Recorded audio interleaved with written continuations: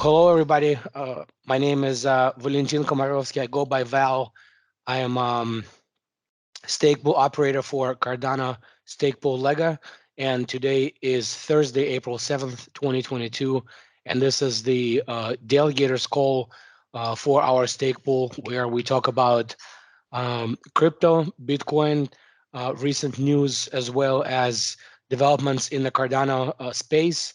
The common developments, as well as uh, what our stake pool has produced in the past 6 epochs since the last meeting.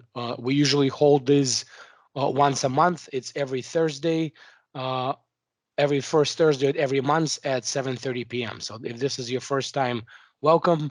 Um, and if you've been here before, welcome as well. So I have a slide deck. It's about 40 slides. It should take me about an hour and a half to go through them. And feel free to interrupt or ask questions anytime you like. And then I will also present the opportunity at the end to ask additional questions. So usually I present fishing porn. This was a while back. I caught this two pike on the Cape. Um, and I'm really glad that it's spring because it's fishing season again. So I'm looking forward to some new pictures coming up in the coming in the next months, in the coming months. So agenda for today and what I'll cover: inflation, quantitative easing, and the opposite of that, which is quantitative tightening, sanctions, the FOMO or fear of missing out in the real estate market, petro ruble, and the new world order, as some call it. We'll talk about Bitcoin, the current Bitcoin market, what's happening in the Bitcoin market, Bitcoin Miami, which is happening now. Unfortunately, I'm not there. I'm still in Massachusetts. A recent market outlook and movements in the Bitcoin and wider cryptocurrency space. Crypto and sanctions war in Europe. I'm sure everybody knows about that. Buying Bitcoin with Ruble and Ethereum proof of stake merge. Crypto news in March, and I'll go over. I have a list of news and what's happened since the last time we spoke. Some news you may have seen and some you may have not. So I'll go over those. And then we have our regular Cardano topics, which is where to buy, how to stake, how to make rewards, what this stake pool made in rewards in the past 6 epochs, and some of the developments that are coming to Cardano in the coming weeks and months, and in 2022, what can you expect? And then in our regular section ADAnomics, we look at the Cardano HODL'ing economics, statistics, usage metrics, and so forth. The slides are showing fine. Okay, thanks. All right, news in March and what you may have missed. So there's a crypto boom in South America, and Brazil is becoming the crypto capital of the South America. There was some news that I read today that Rio de Janeiro will accept taxes in crypto. So that's going to be interesting. Ethereum merge will take place in May of 2022. Currently, there is the Kiln testnet, which is piloting the merge. And what the merge means is Ethereum, which is currently proof of work, is going to merge into proof of stake, and Cardano is currently proof of stake. So there's been a lot of news in the Ethereum community on this merge, and some think that it may be the catalyst for the new altcoin season. So that's supposed to happen in May of 2022. Mark Zuckerberg, or as some call him Zuki, says that NFTs are coming soon to Instagram. So Instagram is getting their own NFT platform. And I think that's huge because Instagram has 1 billion users, and most probably don't know what NFTs are. So if we can get the awareness of what NFTs are, I think it's going to be good for the overall space.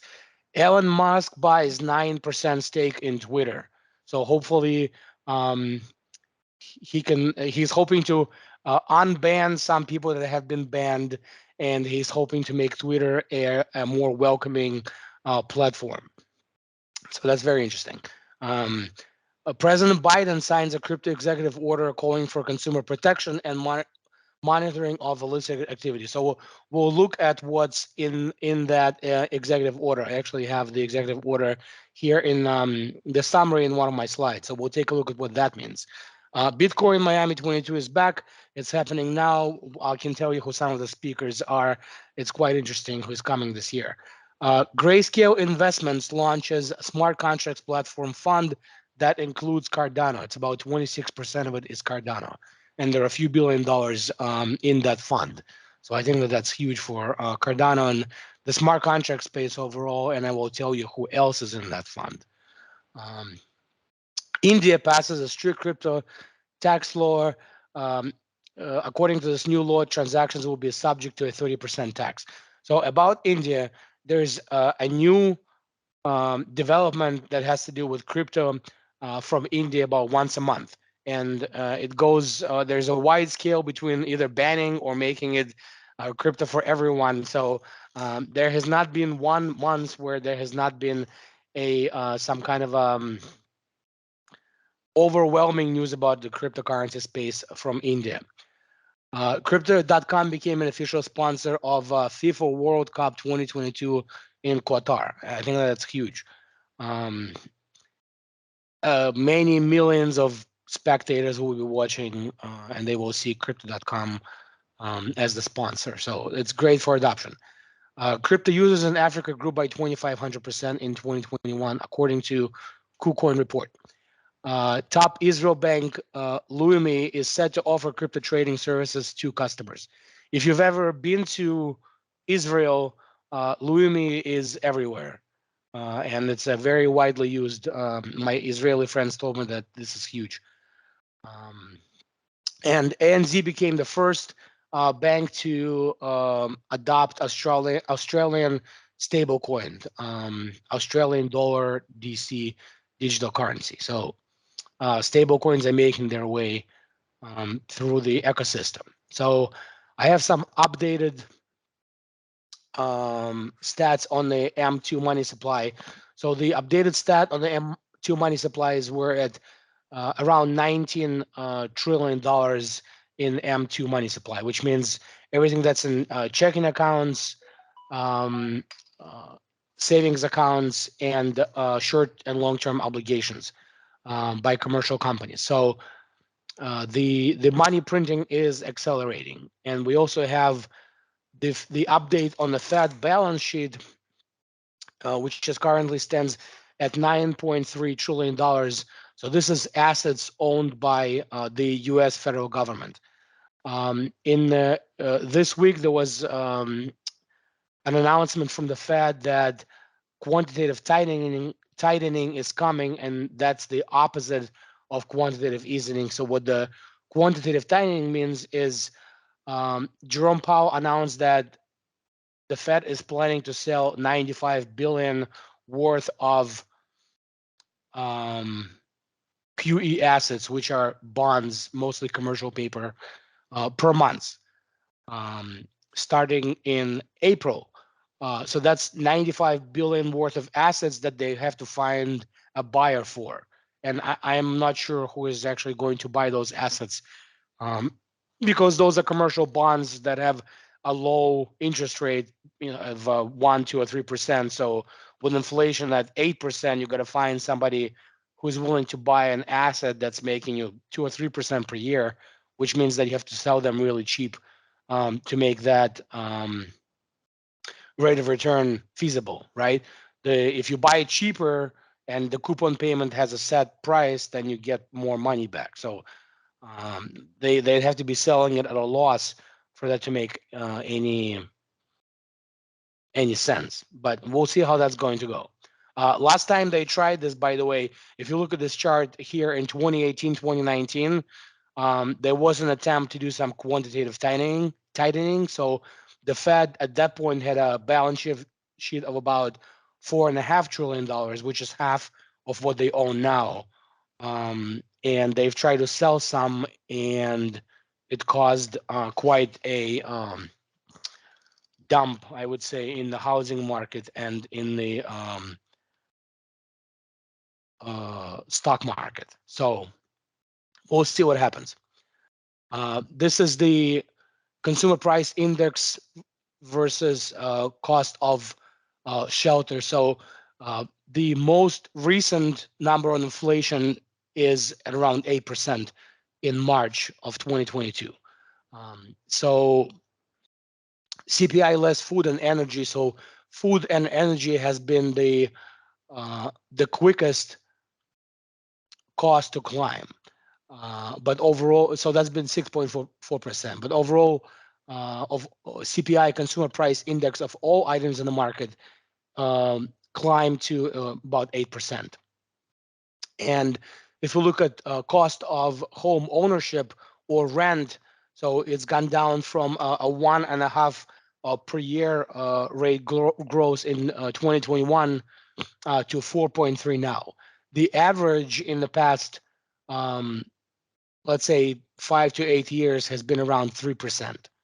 So it's been an equivalent of the cost of interest rate on mortgages, right? So now all of a sudden rents and housing is becoming more expensive.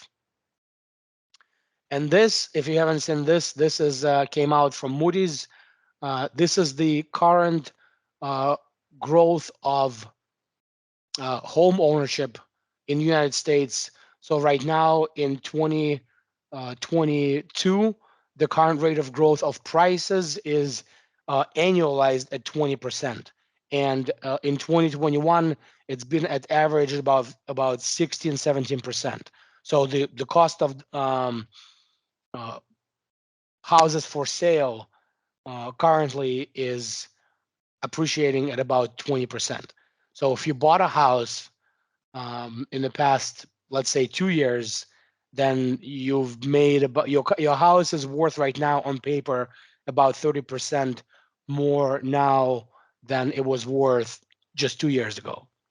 And I know some people on this call who have bought houses recently, so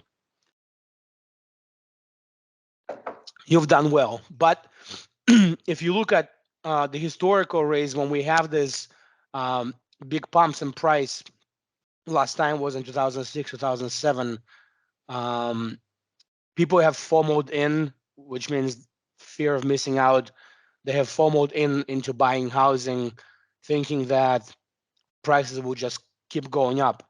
And many of you, I'm sure, remember what happened in 2008, 2009. We've had this long fall in prices that occurred over a longer period of time. So this is a system that has its inputs and outputs. Right now, interest rates for mortgages have gone up to like 5.2%, and it's going to take some time for that to affect the current market. So the input here is higher interest rates for mortgages, and another input is people who are moving away from the cities and looking for bigger houses because they're working from home, and that's going to take some time to cause an effect in the market. And when it does, I think the prices will do this. And you see in this purple line here is what we can expect to happen this year. So if you're in the market for a house, don't rush. That's what I would say. Let the market sort itself out. It's going to take a little bit of time, but it will happen. And if you were here last month, I had a chart on the Russian ruble. When Russia invaded Ukraine in February, the ruble fell in value from about 75 rubles per dollar to about 140 rubles per dollar. But it has recently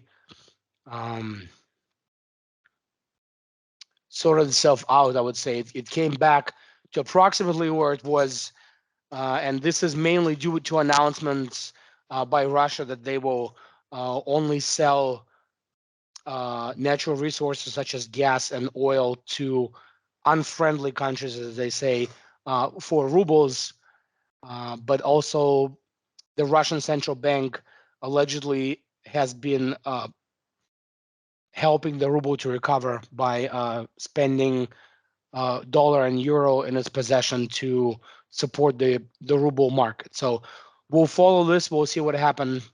But there is a new term out there, petro ruble.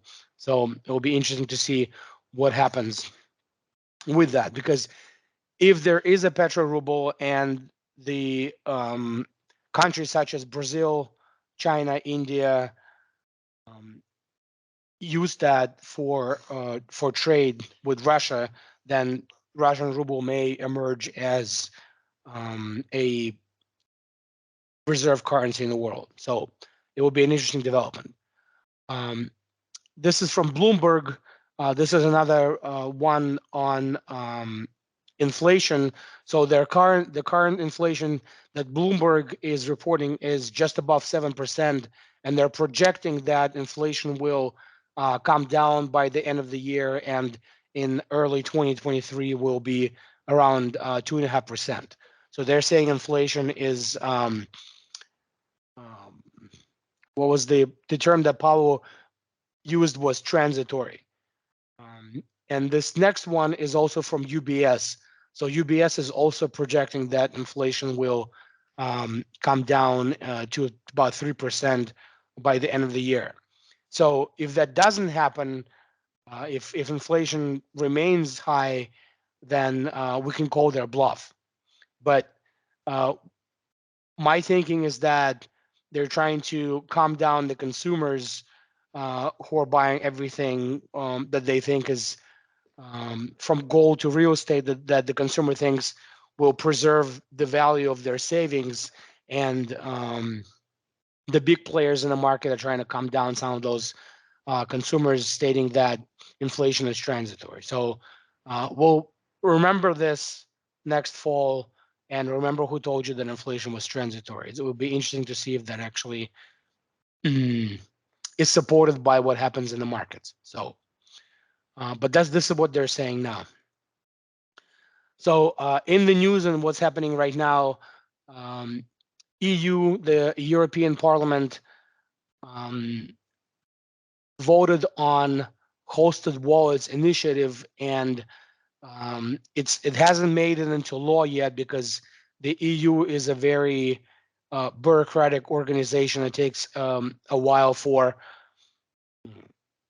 something to become law, but the first step is taken for EU members to require that unhosted wallets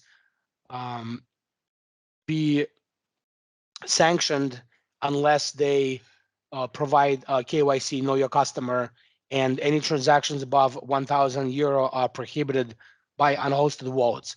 So what's unhosted wallet? It's a wallet that's not held by any exchange. So if you have a wallet on Coinbase, then it's hosted because they have to do KYC, know your customer. But if you have a wallet on, if you have a Euro or a Daedalus or a MetaMask, that wallet is unhosted, and you can transact in Europe unless you have gone through some KYC process for that wallet. So this hasn't made it into law yet. If you're watching this, or if you're here in the call with us and you're in Europe, call your European Parliament representative and ask them to not vote for this, because this will stifle innovation in the crypto space, and this will hurt many cryptocurrency users. On Cardano, there is something in development that will provide a capability to link a KYC, know your customer entity, to an unhosted wallet, and that's called Prism. That's a protocol that's being developed on Cardano, or a mechanism that's being developed on Cardano. But there are many cryptocurrency platforms that don't have this feature, and they will experience difficult times if this becomes law. But it hasn't happened yet, so we can still, as a community, we can still prevent this from happening. So if you're in Europe, call your EU Parliament delegate and ask them not to vote for this. So interestingly, in the 90s, France and Britain had laws on the books that prohibited internet companies from doing business online, and this is why United States became a leader in the Web 1, in the e-commerce. Everything has to do with the internet and so forth. And France, Germany, and Great Britain kind of stayed behind, and they didn't have the effect that the Silicon Valley did.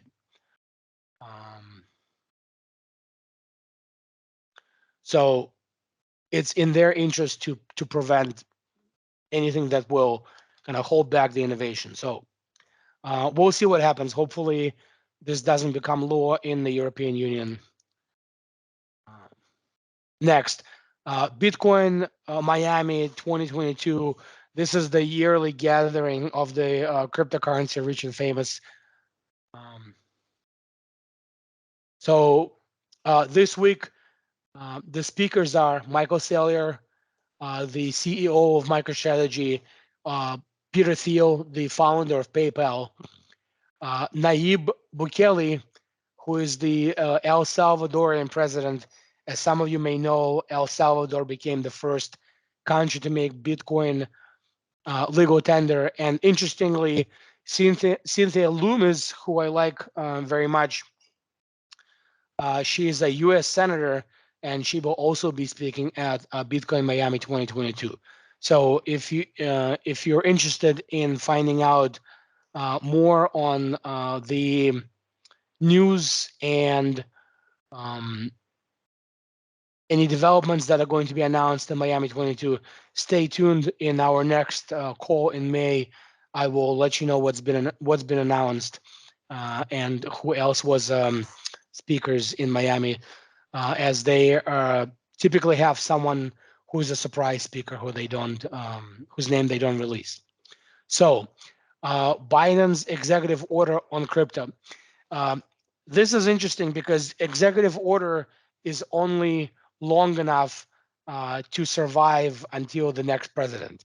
So it's not the law of the land. It's not something that U.S. Congress votes for. So U.S. Congress in the United States has the power to make laws. It has the power to make trade deals, and it has power to create new tax obligations or any laws that limit financial operations. So an executive order is something that the president can sign, and it's more of like, we like you to do something, okay? And when Biden is gone, this executive order is gone with him.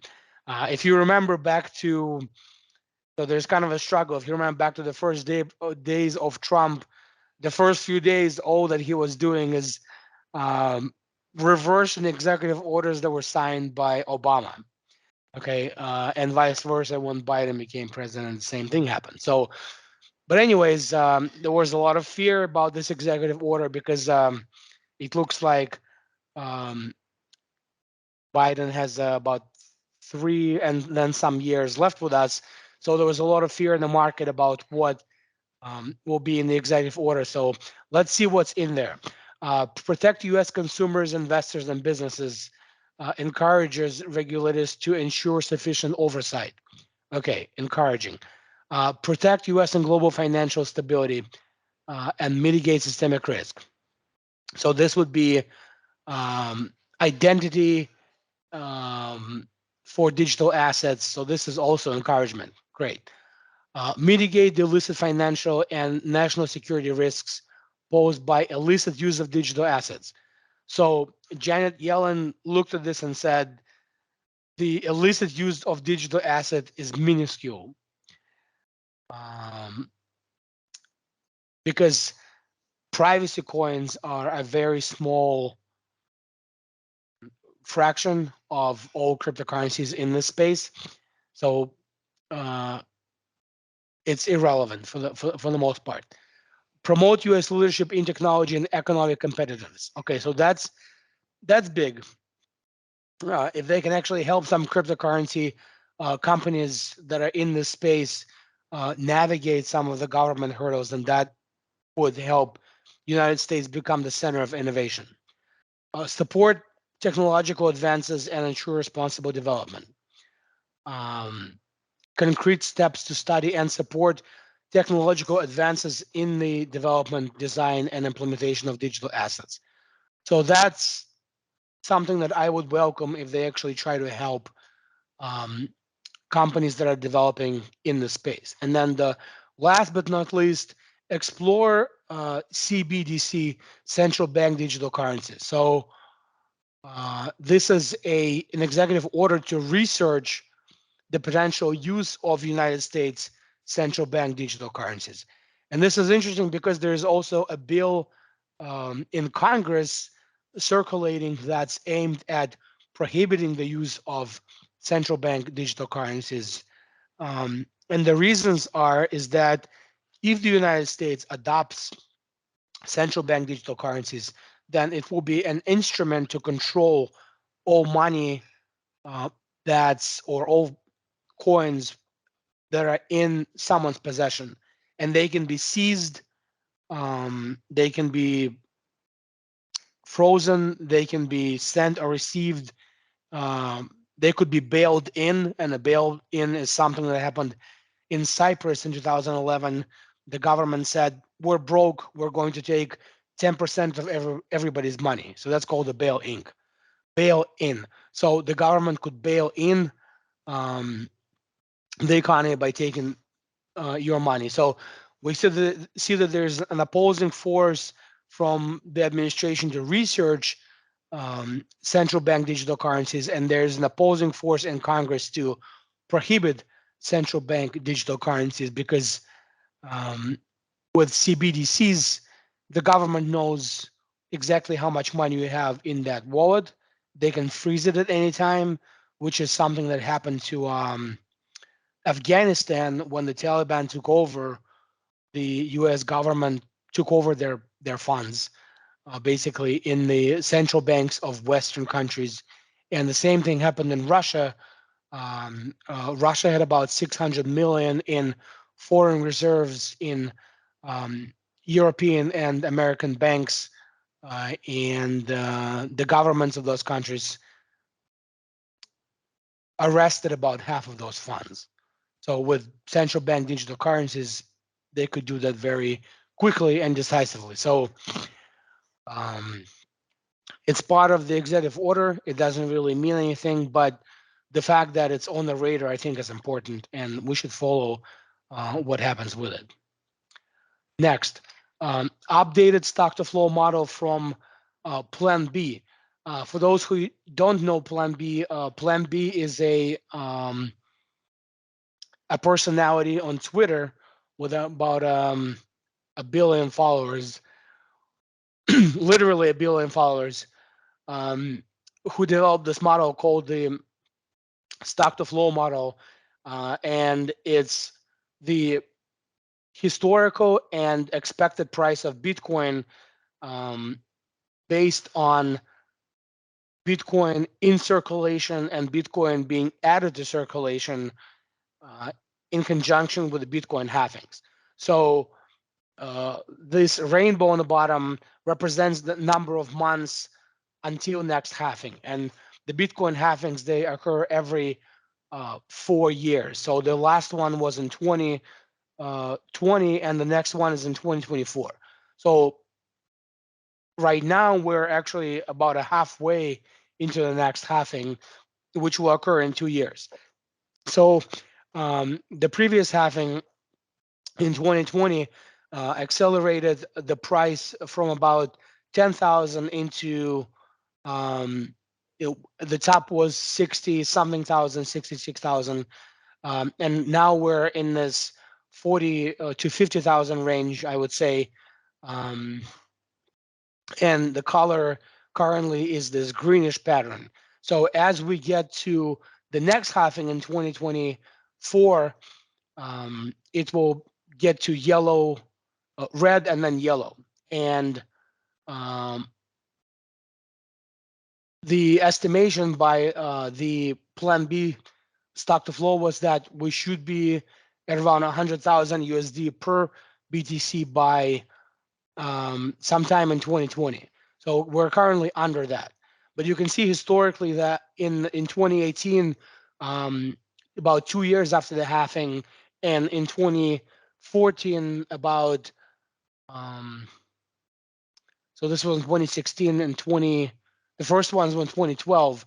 So 2014 was about 2 years after the first halving.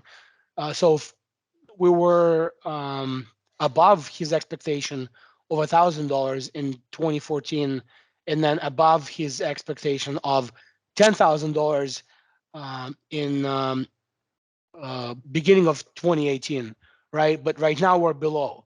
And when it was above his expectation, according to the model, the dots were yellow and orange, and we've passed that stage with the orange and yellow dots. We're going more towards the green, right? So what does that mean? If you look at this next one, this is also from Plan B. This next chart, so this represents the previous cycles. These are 4-year cycles that are based on the stock to flow model and the halvings. The first peak was of the cycle was in November of 2012 when it came close to $1,000, and then the blue one, the peak was in January of 2018, which was 2 years after the halving, and the red cycle is the 2020 to now. So if you see that the peak of the blue one, that was the 2 years after the first halving, the light blue. The next one, the dark blue, happened. The peaks happened later. So he's anticipating that the peak of the market is still ahead of us. The peak of the cycle is still ahead of us. But we'll see whether that happens or not. But the previous two cycles, each peak was later in the day after the halving. So right now we're about 2 years after the halving. The previous cycle, the 2018 January, was precisely 2 years after the second halving. So right now we're 2 years after the third halving. So based on that, Plan B thinks that we're still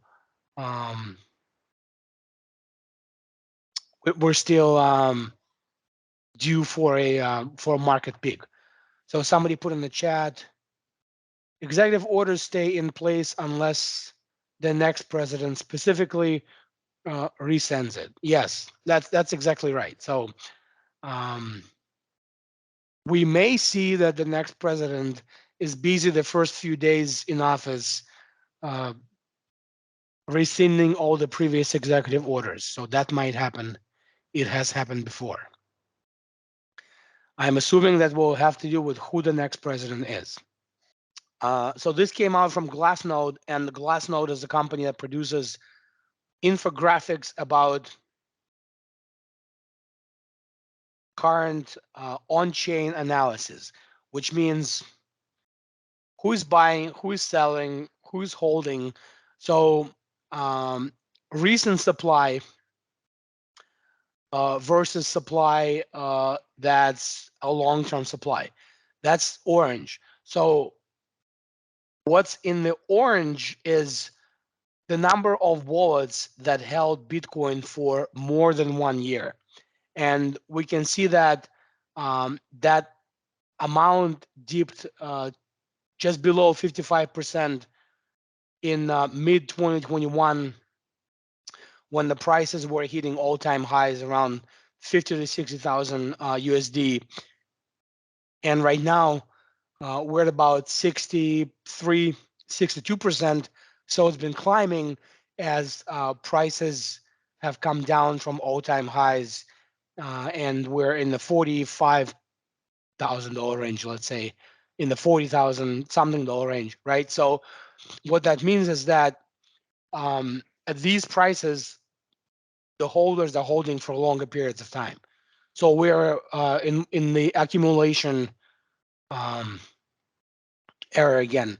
If you look at 2018 and 2017, you can see that as the price went from, let's say, $600 to $20,000 in January of 2018, this orange percentage went down to about 40%. So as price went up, people started to sell to make profit, and the long-term holders went down to about 40%.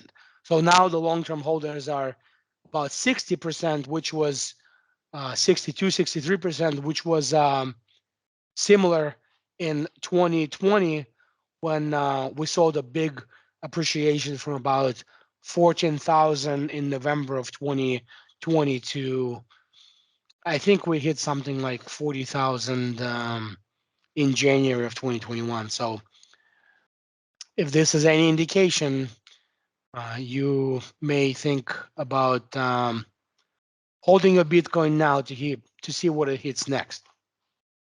And this is the RSI Relative Strength Index. We can see that right now in beginning of 2022, we're roughly where we were in that same period here in 2020, mid 2020, when the prices were in the 15,000, 14,000 range. And then in the beginning of 2021, RSI skyrocketed, which launched the price up. So that's where we are right now. And one is also from Glassnode that does the on-chain analysis. Investors that are taking profit, their number has come down and they have slowed the selling. So the current net price position is climbing. So the number of holders who are holding Bitcoin is rising together with the number of wallets and the number of long-term holders. So fewer people are taking profit and more people are holding. So this is Bitcoin. And this is also the circulating supply that hasn't moved in 1 year. This graph is to support this one here. Supply that hasn't moved in 2 years, or in between 1 and 2 years, in this graph right here. So about 63% that hasn't moved for between 1 year and 2 years. So that's this blue line here. And you can see that it's approximately where it was in the mid 2020, in between 2020 and 2021, when we had the big pump from about 14,000 to the $50,000 range. And this is long-term number of people using Bitcoin versus the price. So this the straight line will, according to projections, this is from also Glassnode. So by their projection, we'll hit 1 billion people sometime in the next 2 years by 2024, and at that rate, average price will be somewhere in the $300,000 to $400,000 range.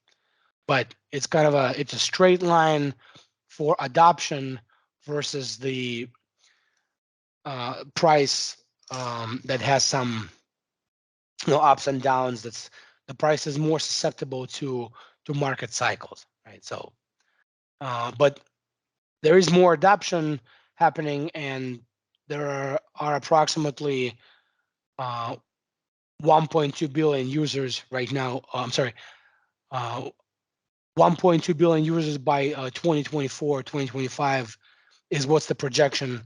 So we'll see if that happens or not. But also in the news currently, we've reached 19 million minted Bitcoins just in the past month. So there's less than 10% of Bitcoin remaining to be mined because the 21 million is the limit. So that's the highest number of Bitcoin that will ever be mined, 21 million, and we've reached 19 million. So this also happened in March.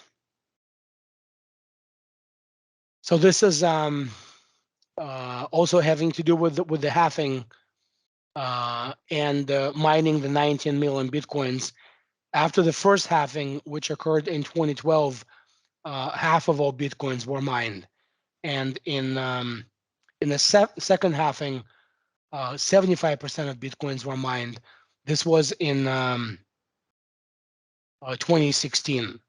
And then in 2020, during the third halving, 87.5% were mined. This was in 2020. And in the fourth halving that's coming, we're going to get to 93%. And that's going to be in 2 years. So the supply and new Bitcoins that are entering the supply is reducing every 4 years. Excuse me. So if we look at the rainbow chart, right now we're here somewhere in the middle of the rainbow. So the light green is accumulate. So we're in the accumulation area.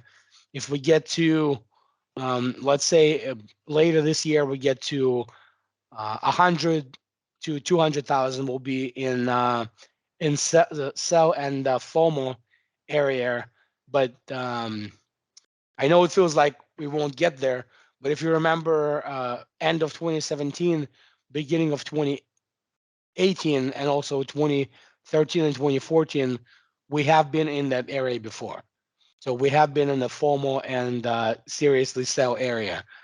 And it seems like we're never going to get there, but we will. So this is kind of the Bollinger Band versus the halving. So this is the first halving in 2014, and then 2016, 2020, and the next one that's happening in 2024. So as we have the 8% inflation in USD, the Bitcoin inflation is less than 1%. So if you're worried about inflation, think about other assets where you can save money other than US dollar or euro if you're in Europe, or your fiat currency wherever you are. It may be a better idea to save your money or conserve your savings, store your wealth in other assets. So right now, again, we're in this still cheap area for Bitcoin. So this is it for Bitcoin. If there are any questions on the charts for Bitcoin, some I knew there were a couple that were here the previous time, but my biggest message to you is the U.S. government printed half of all U.S. dollars in existence in the past, let's say, 3 years since coronavirus. So we've gone from 6 trillion to 12 trillion in the M2 supply, and the money printing will accelerate because right now, Biden has this 5.5 trillion budget. Our previous budgets were around 4 trillion. So the budget is growing, but the tax base is not growing and the deficit is growing. So more money will be printed. Right now we're printing 52 cents of every dollar we spend. So we're going to be printing 60 cents of every dollar that the US government spends. And if you're holding your savings in US dollar, it's depreciating by inflation and by the percentage of US dollars that's entering circulation. And Bitcoin and crypto has volatility, but if you look at this graph over a long period of time, if you think back only 5 years ago to 2017, that was just 5 years ago. In 2017, Bitcoin went from under $1,000 to about $18,000. So, but if you stretch that over a longer period of time, um, there will never be more than 21 million Bitcoin, and I think it's a much better store of value than the US dollar. So we'll leave it at that. And next, we'll talk about Cardano. And I have some of the basics for those who haven't been here for a while or who are joining us for the first time.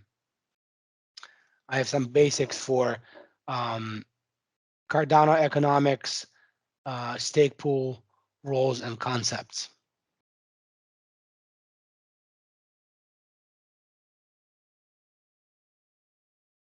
So, Cardano is a delegated proof of stake blockchain where holders of Cardano native currency ADA have the right to earn rewards by delegating their ADA to a stake pool. These rewards are minted and added as an additional supply of ADA to the circulation. So, in layman's terms, what does that mean? Um, Cardano has a native currency. It also has about 4 million now of other currencies that are non-native. So there's a cap of ADA, and ADA is the native currency of Cardano um, of 45 billion. Right now, we're approximately at 32 billion minted. And there's an inflation of approximately, it's just under 2% of new ADA being added to the circulating supply. And if you hold and stake ADA, you're entitled to receive a portion of that newly minted ADA. So some of the terms that you should know as a delegator or holder of ADA and a Cardano network participant. ADA staking reward is the newly minted supply of Cardano crypto that's created by stake pool operators and the transactions that they processed. So the new blocks are certified, and by producing blocks, stake pools receive rewards that are added to the circulation from ADA reserves and transaction fees. So ADA reserves are coins that are not yet minted and they have not yet entered the circulation. So approximately um, just about a bit less than a third are in the reserves right now. Stake pool is a transaction validator that produces blocks on the blockchain, and the stake pool operator runs the computers that process and validates those transactions. So I'm a stake pool operator. Epoch is a period of computing time that's approximately 5 days. So as a delegator, you get rewarded every 5 days. Slottery is the random process of assignment of slots to be completed by the stake pools as transactions are being verified. So uh, the slottery runs in the background on the blockchain. It picks transaction validators. When transaction validator, which is a stake pool, becomes a slot leader, then they have a chance to finish the block. When they finish the block, they receive the reward, and the pool and the delegators um, receive ADA as part of that reward that goes back to their wallet. The block is the batch of records. It's like a page in a ledger book that um, contains the records from the batch or a period of computing time. So, any questions about the basic terms of staking or what Cardano is?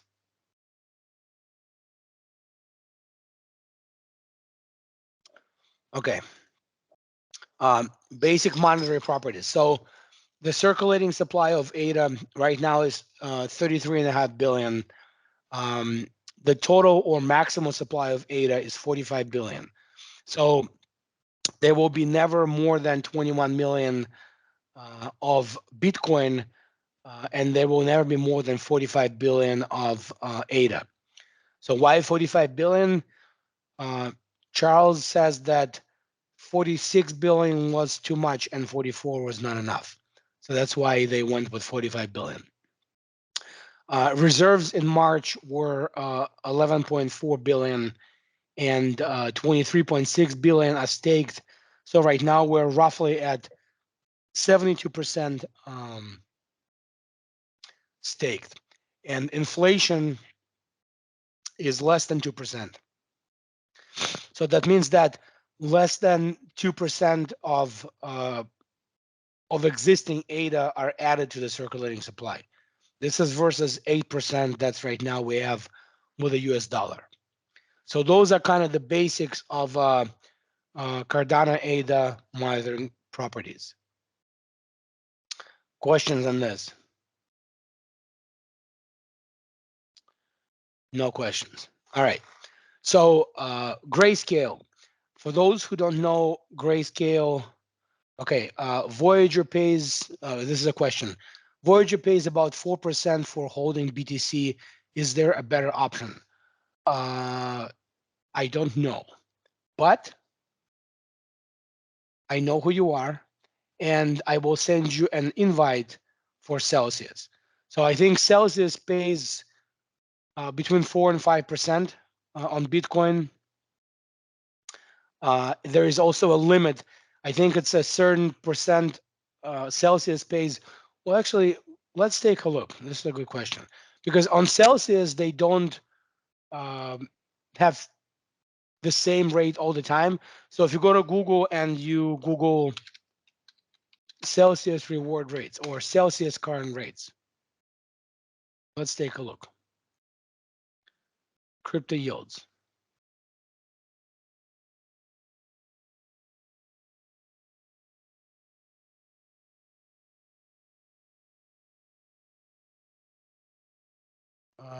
Bitcoin. They have so many coins you actually have to search now. Well, let's search for BTC. So you get 6.55% on your first Bitcoin, and then all other Bitcoin is 1.96%. So that's if you are an in-sale rewards accredited investor. If you're not an accredited investor and you don't get paid in Celsius, you get 5% right here. And then on all your other BTC, it's 1.5%. So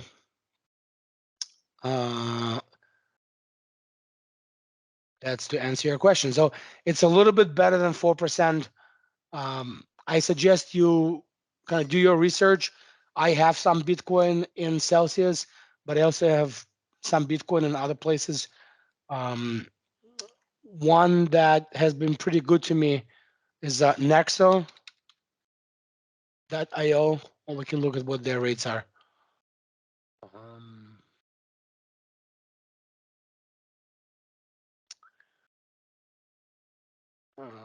They don't show.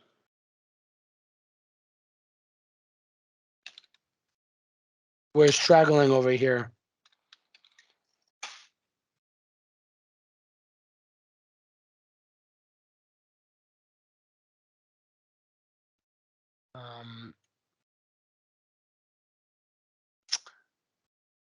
Yeah, they don't show their rates. I think you have to log in or create an account. But Nexo has been pretty good. But if you get 5%, I don't know how many Bitcoins you have, but I guess depending on how many Bitcoins you have, it's going to matter versus not matter. Okay, because they all operate in the same way. They don't want to have a high liability with someone holding multiple Bitcoins, and then you get some people that have had Bitcoins for many years and they have tens or hundreds. So they want to get more people to bring digital assets to the platforms. So if you have less than one Bitcoin, you get a higher rate of return. But hopefully I answered your question. I know who you are, so I will send you a referral for Celsius. I mean, Celsius has been pretty good. Anyways, we've sidetracked a bit, but it was a good question. Grayscale.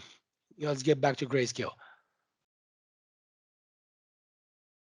So Grayscale is a financial company. It's a fund. They hold Bitcoin, Ethereum, and they have recently announced that they will be holding smart contracts platforms. And some of those are Cardano, Solana, Polygon, and Algorand. So obviously I have ADA, I have Cardano, I have some Algorand. 26%, 26.77% of the fund is in Cardano, 23% in Solana, and they have some Algorand 4% and Matic 9%. I do have some Matic, but there's a share price that you pay. So you buy it like a stock. You buy a share. There is a certain number of shares, and there's a certain price. So right now that's $17.50 per share of the fund. So if those smart contracts platforms they grow in price, the share price also grows. So there's a question where you can buy Grayscale. So you can actually open an account with Grayscale and purchase directly from them. Let me get the list for you.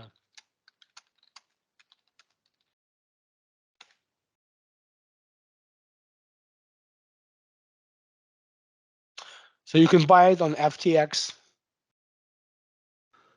And FTX is like a hybrid between a stock market and a cryptocurrency exchange. So you can buy Grayscale on FTX. You can buy it directly from Grayscale.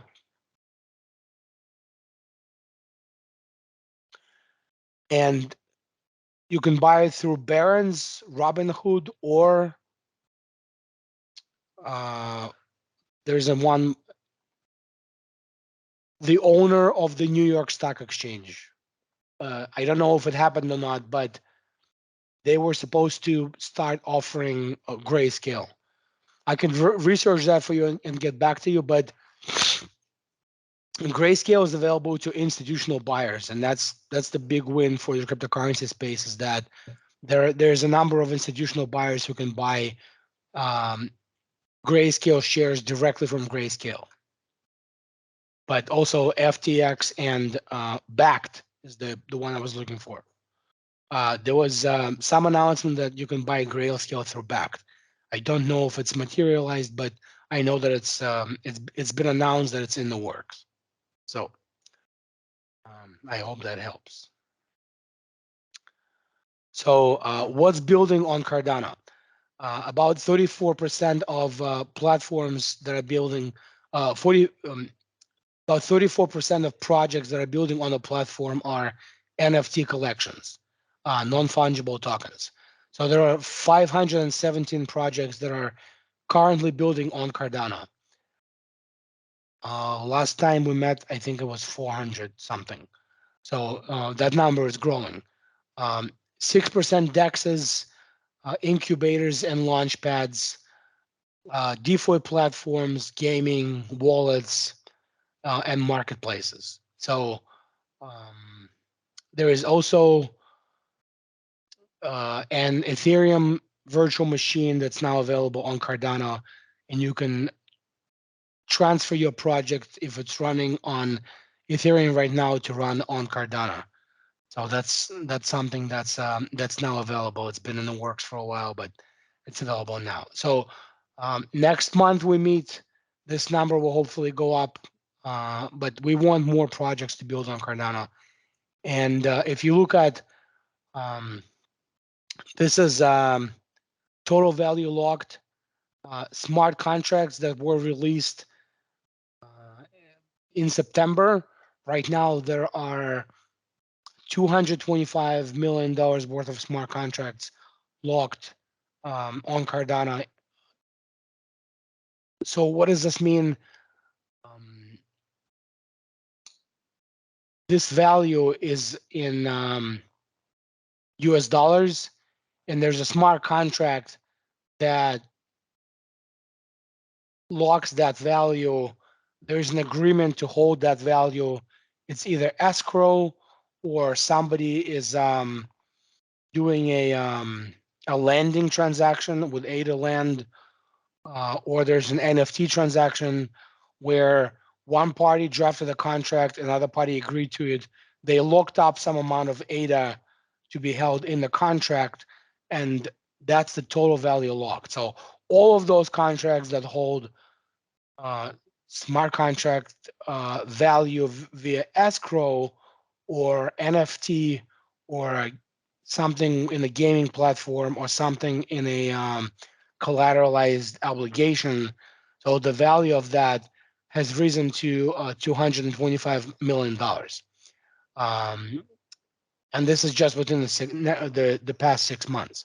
So hopefully this will grow, and I'm sure it will, but it's a pretty good jump. And we'll keep going over this number. Last time we've gone over this in March, it was around 150 million. So it's growing. It almost doubled in 1 month. Small contracts exploits, it's all zeros. And what this means is there are no reported smart contracts exploits. So no funds from smart contracts on Cardano have been stolen as of yet. So if you hear in the news that there was a rug pull or somebody hacked millions of dollars worth of crypto from some smart contracts platform, this hasn't yet happened on Cardano, which is a very good thing.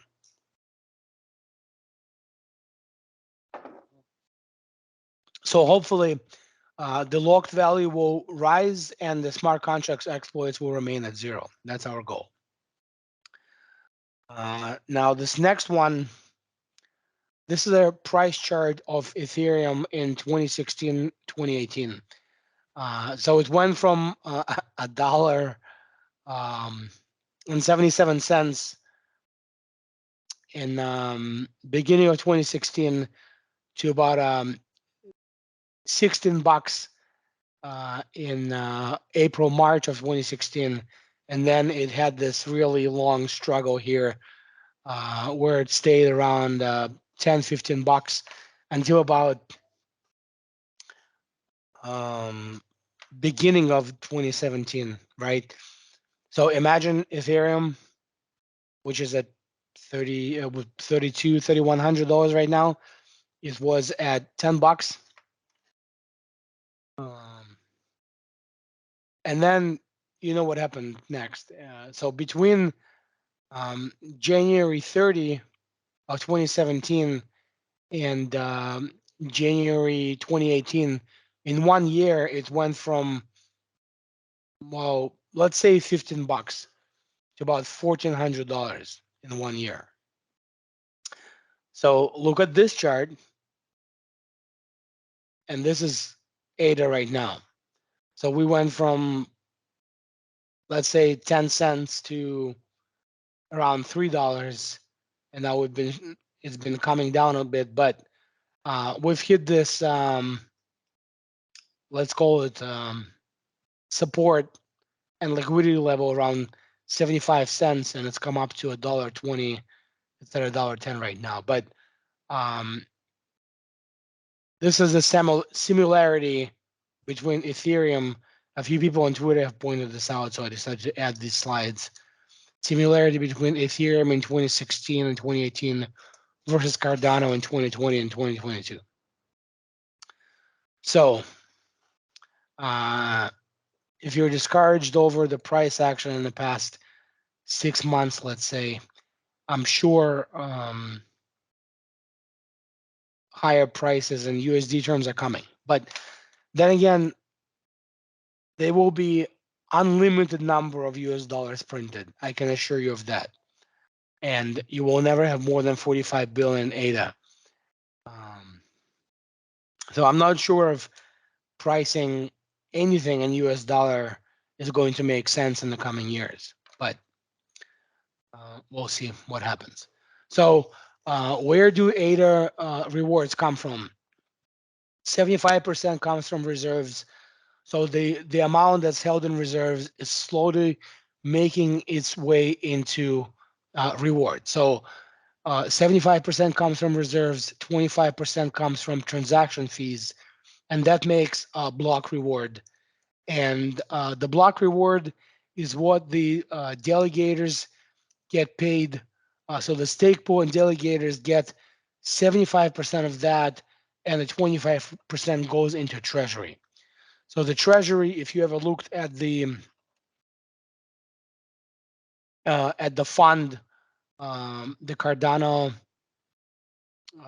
treasury fund, there is a process by which you can apply to receive funds um,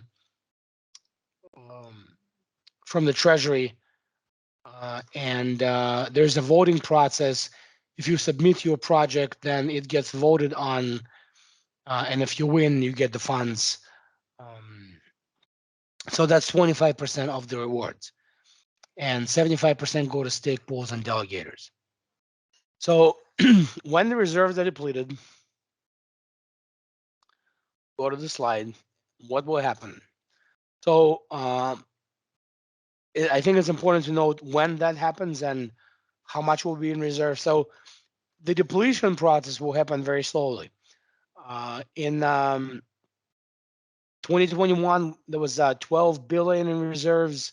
In 2022, in May, we're going to hit 1.9 billion. But next year, it's going to be 2 billion less. Okay, so we're going to get to like 8.8. So slowly, the amount of rewards that's entering the circulating supply is being reduced by the inflation rate, which is about 2%. So every 5 days, every epoch, the number of rewards is decreasing.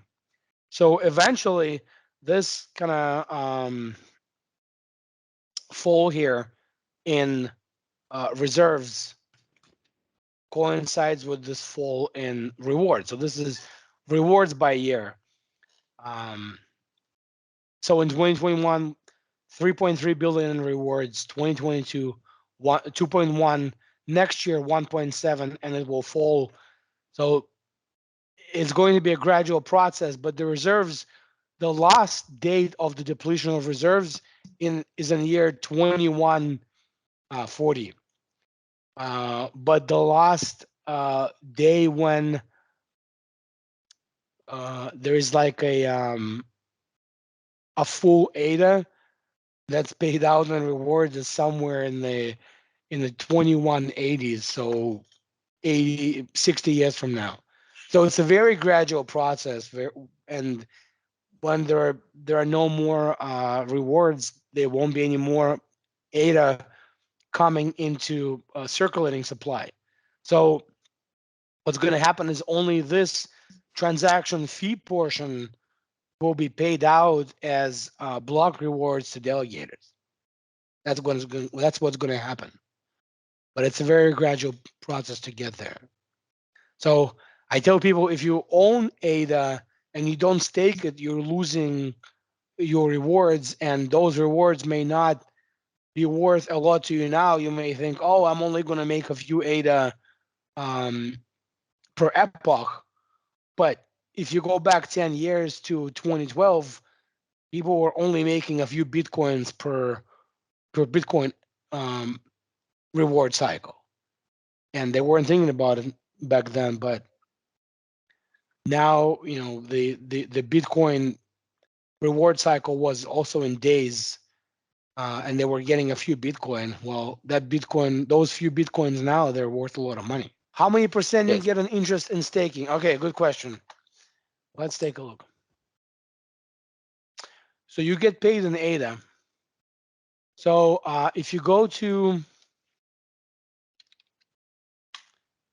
stakemyada.net, that's our website.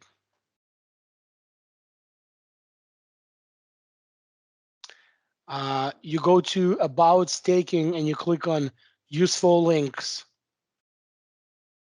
One of the links here is for adapools.org. This is our page on adapools.org. There's also a page on pooltool.io. These are ADA stat sites. There's one on pool.pm, but let's say you go to this one. So this is our page on ADA pools for our stake pool. So you can see here raw lifetime. This is over the time of the stake pool existence. The reward has been percentage. This is annualized reward 3.48%. If you delegate, if you go back to our site, if you go to here to the delegation, there's instructions here. You can delegate through Daedalus or Uroi. And if you click on one of this, they will send you instructions. So these are instructions how to delegate with Uroi. So Uroi, for example, is the wallet that you install on your phone, like on your mobile phone. And here's the process for that. So you acquire ADA from a crypto exchange. You download and install a compatible wallet, which is a Uroi or Daedalus, and then you send your ADA from the exchange to a wallet that you control. So you self-custody your own ADA, and that's a really big difference between somebody custodying your ADA for you and um, self-custody. So I suggest you look into it, because if you're sending somebody your ADA, then you have no control over it. They can go under and declare bankruptcy, and then your funds are gone forever and always. And or they could disappear. Like, I'm not saying that they would, but there's third-party risk. There's a counterparty risk with platforms that hold your assets for you. When I send my Bitcoin to Celsius, I take a counterparty risk. When I send if there's a platform that offers some amount for staking ADA and I send my ADA over there, then I'm accepting that counterparty risk. If you're doing a self-custody and you're sending ADA to your own wallet on Daedalus or Uroi and you're delegating, you're getting paid by the blockchain. And there is no third-party risk. The only risk you have is you going to a bar and getting drunk and giving your wallet passphrase away to a girl you meet at a bar, or somehow losing your key or losing your password. That's risk is on you. Okay. If you go to a third-party platform which holds your ADA for you, they stake it for you, or they offer your ADA to a money market platform where somebody pays a margin cost to use your ADA to go long or short on the market, then you become part of that risk. You take on counterparty risk. So that's the difference. You stake your ADA and you get, I mean, there could be stake pools that are offering higher or lower rewards. I mean, but you can find them. You can go on ADA pools or pool tool. There are some that have slightly higher, some slightly lower rewards, but we're all about 3.5%. So you can stake with a stake pool and you can make about between 3 and 4%, and you can take on the risk of self-custody your ADA, where the risk is with you losing your passphrase or your phone or laptop along with the spending password, versus a third-party risk where you delegate your ADA to through a third party, or your ADA becomes a margin uh, tool in a liquidity pool for ADA, and then you're risking through a third party. that choice is up to you. So that's the difference. And you can decide which risk is better for you to take. I can't tell you which risk to take. So risk of getting drunk and giving away your key to some girl at a bar versus risk of you delegating to a liquidity pool or an exchange or who the provider is. So you make that choice. I can't make that to you. But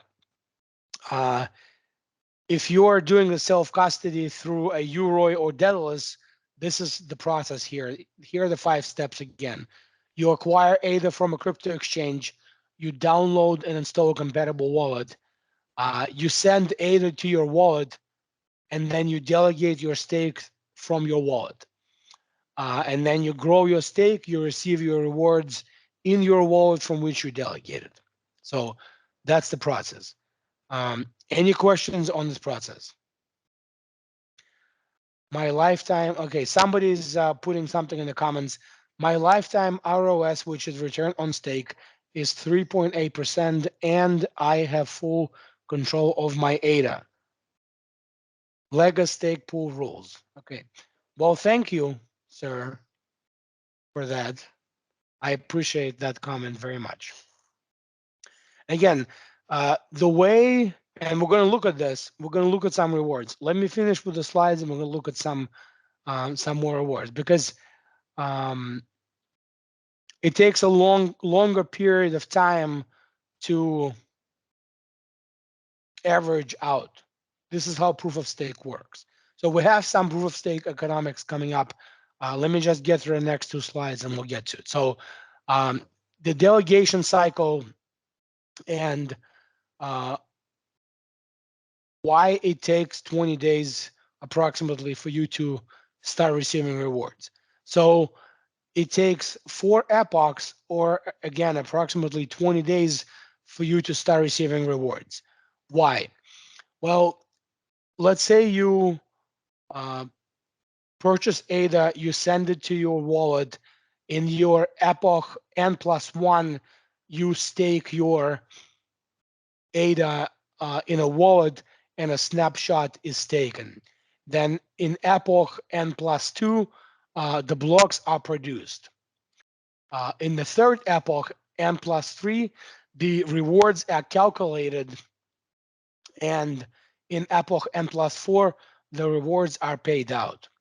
So if you just received your ADA and you have delegated it, have some patience, you're going to start getting paid consistently after approximately 20 days.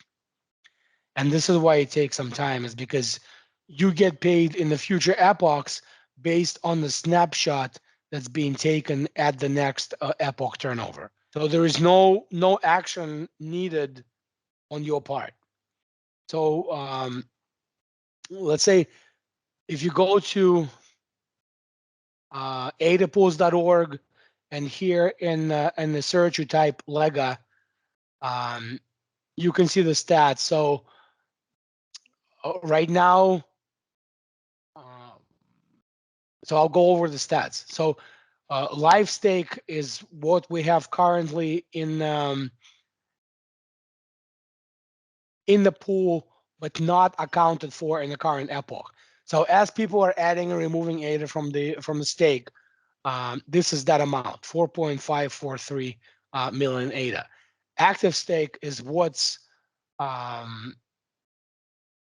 being accounted for right now as the block are being minted. So this is the amount of the previous snapshot that was here. When I take when it says here take distribution snapshot, that's this active amount right here. Okay, so in the next epoch, when the snapshot is taken, this is the amount. The active stake is the amount upon which the stake pool will participate in this lottery. So that's the active amount. So again, ROA M is last 30 days worth of rewards annualized, and lifetime is what the pool made in rewards throughout its existence. Pledge is something that the pool pledges to keep in the wallet, in the pledge wallet. There's a wallet called the pledge wallet. So we as a pool, we promise to keep a certain amount in the wallet to keep the pool running. If we take some amount of ADA out of the pool, then the pool stops operating. But our rating is based partially on this pledge.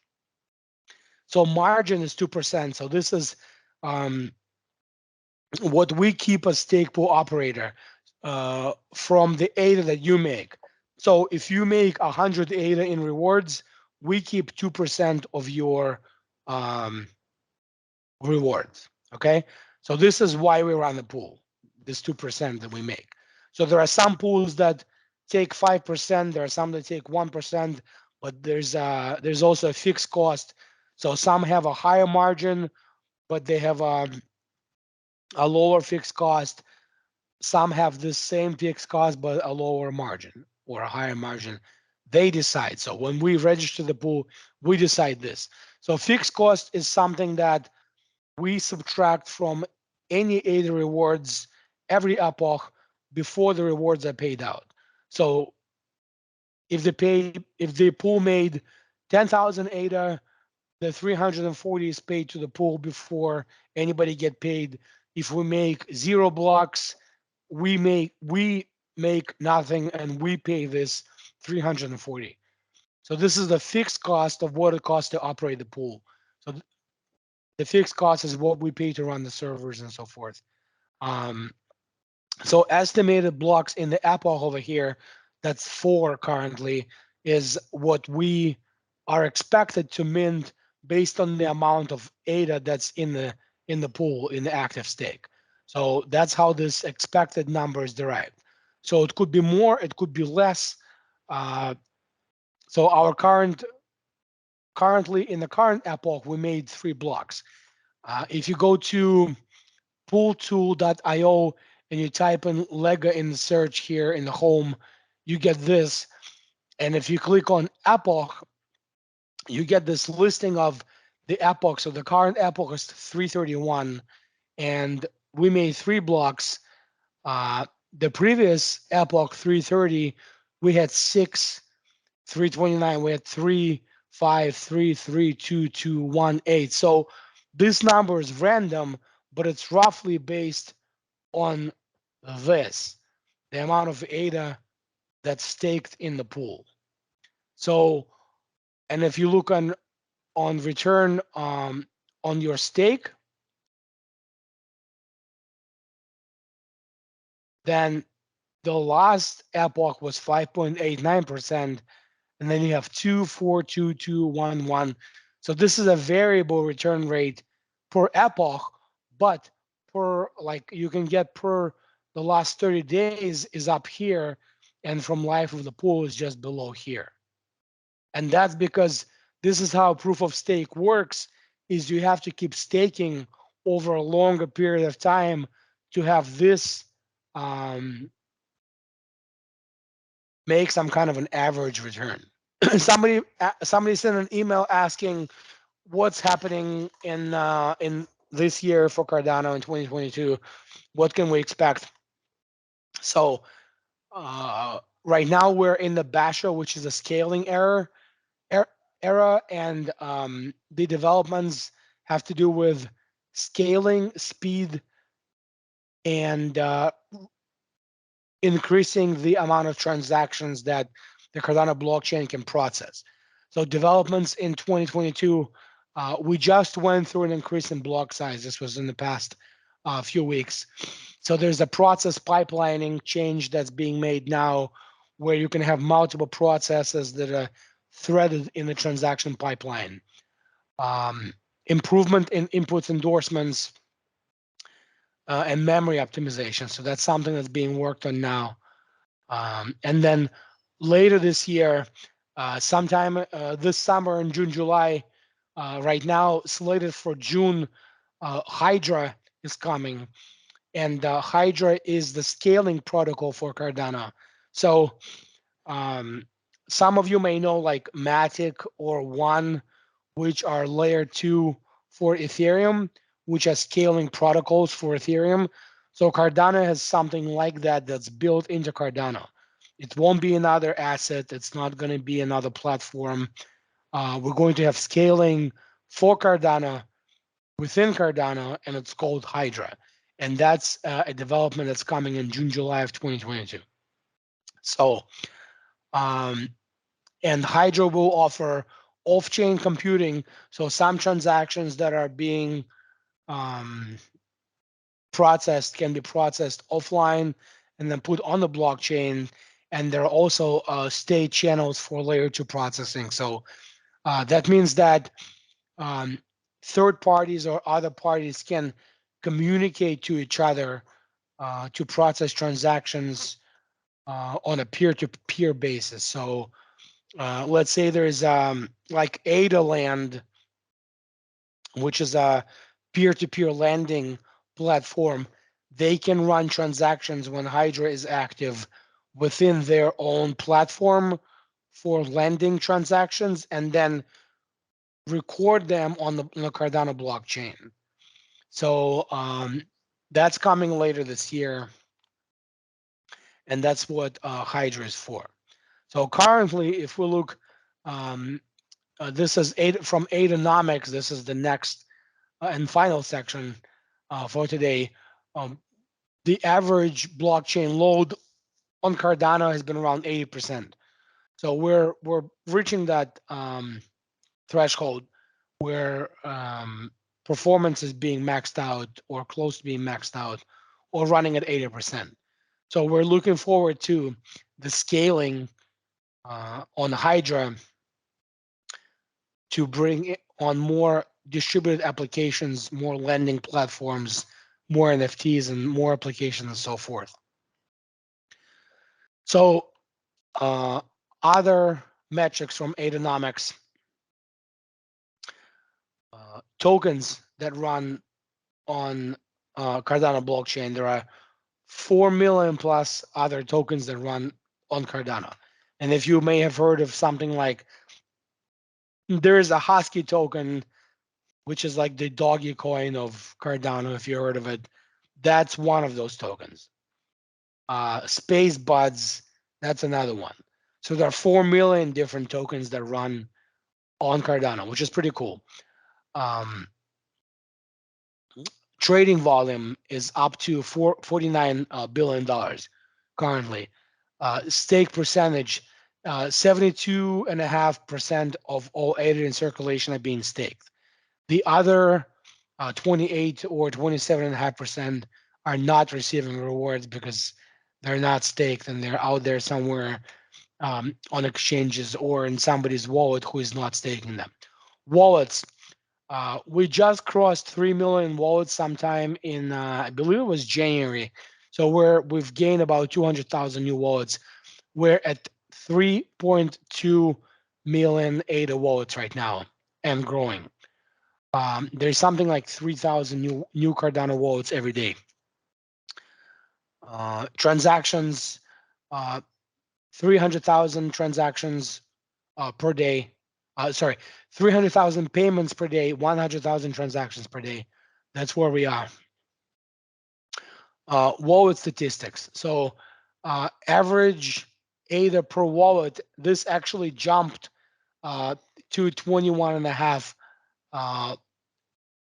thousand ADA on average per wallet. This was at about 20,000, but this has jumped. And if you were here in March for the Cardano delegators call for our stake pool, I was going over it. The price was actually a bit low, and I had a slide that showed long-term holders buying ADA.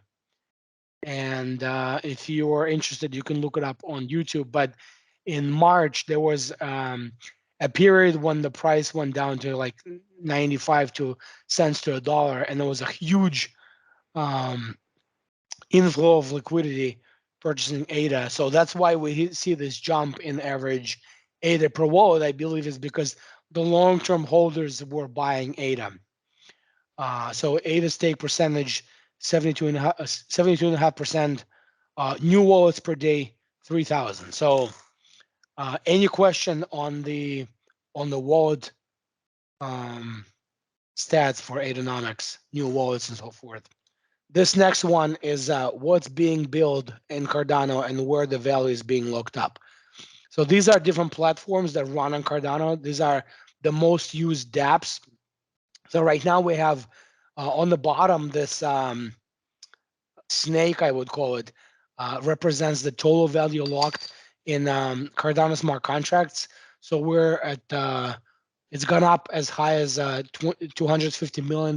Right now it's at $226 million.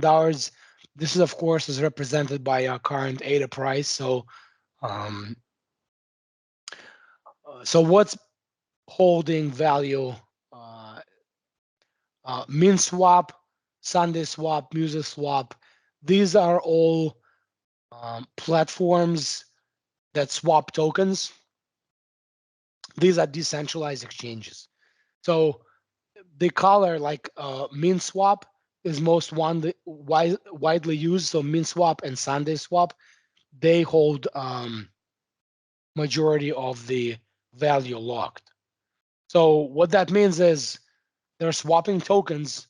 Those tokens have some value in ADA and they have some value in USD based on either if their token is tradable, if it has some value in USD, or if their token is not tradable to USD, but is tradable to ADA, or there could be a contract that has value locked based on a lending platform or an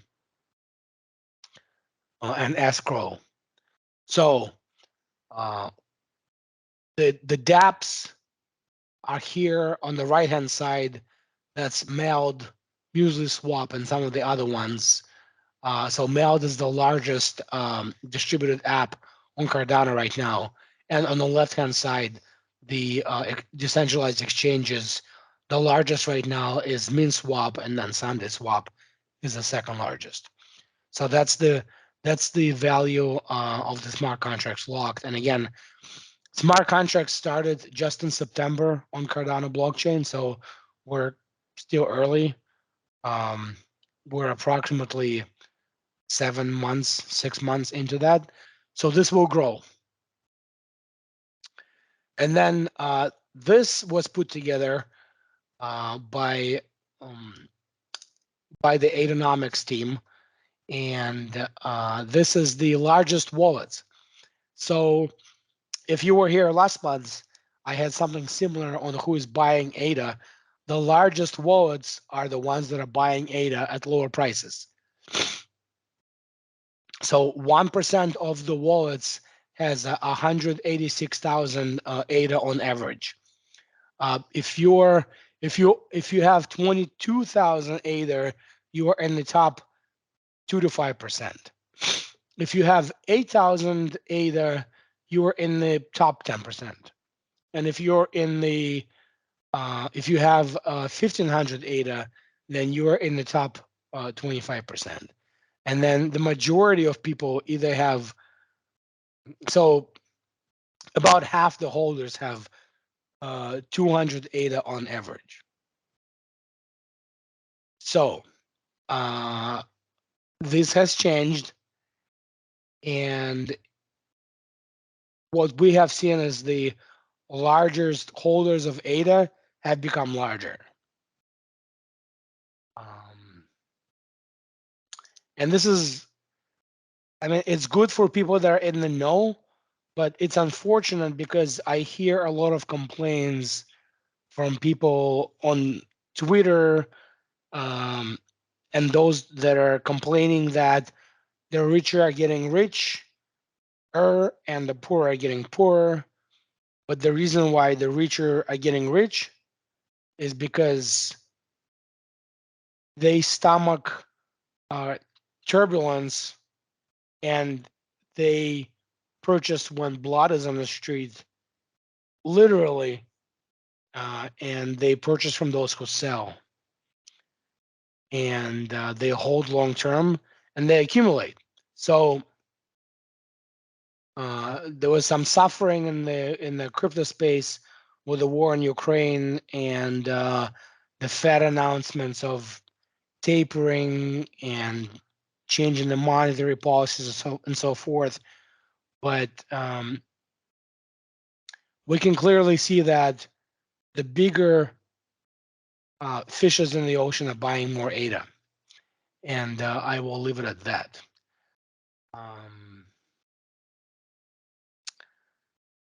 So rewards, what's happening in rewards? Somebody sent an email to me asking, what can we look forward to as far as rewards? Are we going to get more rewards down the road? Are we going to get less rewards? How much less rewards? And what's going to happen with rewards? Okay, what's happening in rewards? So in the middle here, you have Epoch 235. So this is approximately, this is exactly 95 epochs back. And 95 epochs, if epoch is 5 days, then 95 epochs, you're at like a year and a half approximately. So a year and a half ago, the ADA rewards were 11.8 million. That's for everybody. That's for all stake pools. Okay. So right now, in the last epoch, reward for all stake pools was 10.7 million. So the rewards are going down. Every epoch, the rewards are reducing by 0.003%. So there's a consistent reduction of rewards.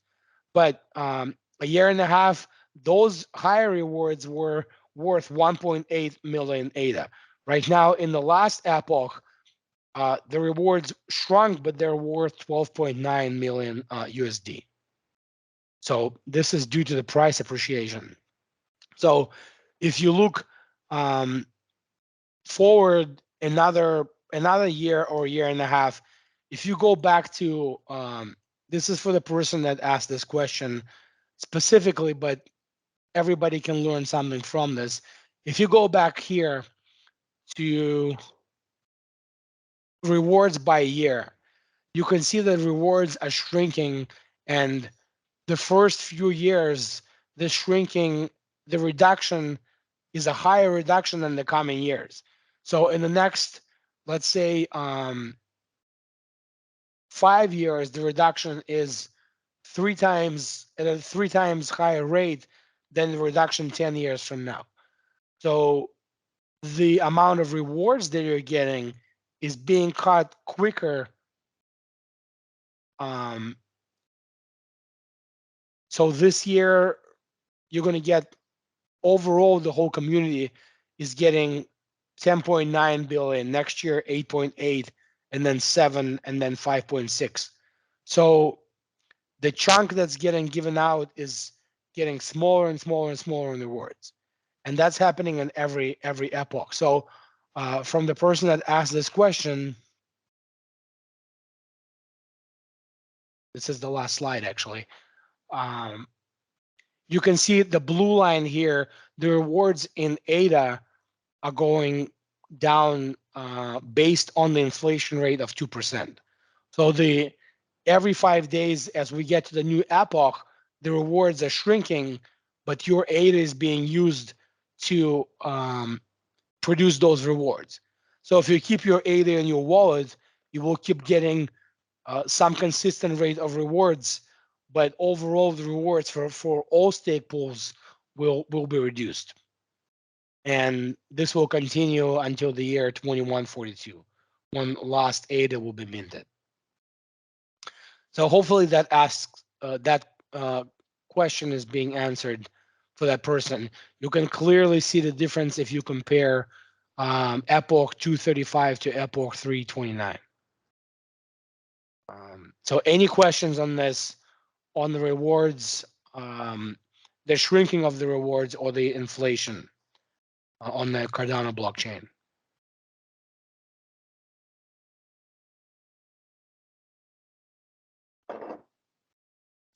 Okay, so the USD inflation is at 8%, and the Cardano blockchain inflation in ADA is at less than 2%.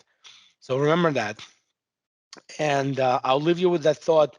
And also, uh, please follow our stake pool. You can check out our website on stakemyada.net. We have a page on LinkedIn. You can search us on LinkedIn. We, uh, we have a channel on YouTube where this video will be stored, and you can find some of our earlier videos. YouTube.com/Lega Systems. Lega stats page on adapools.org. You can look for Lega, and also on pooltool.io. And if you need to find a place where these links are easily accessible, you can go to stakemyada.net. That's our website. And if you click on useful links here, then this will take you to useful links for delegators page. And you can find any of this links here easily accessible. So thank you to everybody that took the 1.5 hours of time from their life to either look at this video on YouTube or actually be here in person. I appreciate everybody that came here in person and asked questions and spend time here with us tonight. So please feel free to reach out to me with any questions, comments, concerns, or help that you may need. I'm always happy to help our delegators or any community members.